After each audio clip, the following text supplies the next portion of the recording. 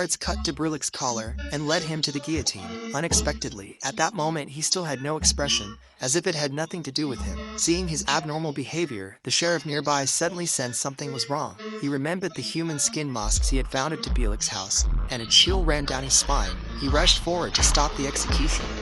My fingers tapped rhythmically on my cheek.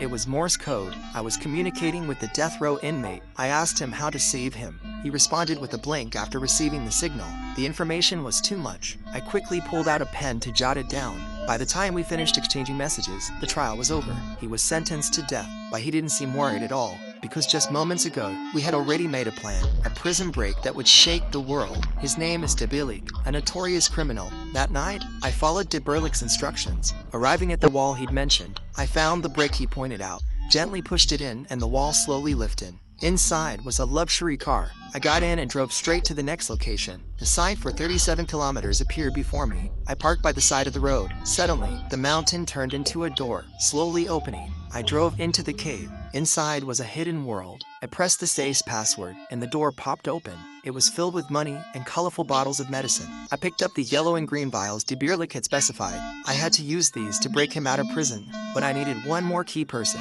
the Minister of Justice.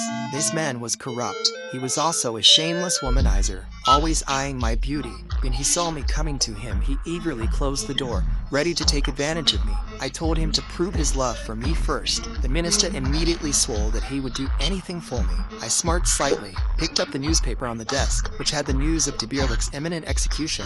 I said I was very curious about this legendary figure and wanted to see him before his death. The minister immediately refused. After all, he was a death row inmate. I had no choice but to use my trump card. I lightly teased him with the tip of my nose. The minister immediately fell for it, agreeing without hesitation, but he insisted on coming with me. I secretly laughed. This worked perfectly for me. That night, we went to the prison. The minister made up a story, saying he needed to interrogate de Brulich. The three of us entered the interrogation room. 27 minutes later, the minister stormed out, saying de Brulich was like a piece of wood. He couldn't get anything out of him.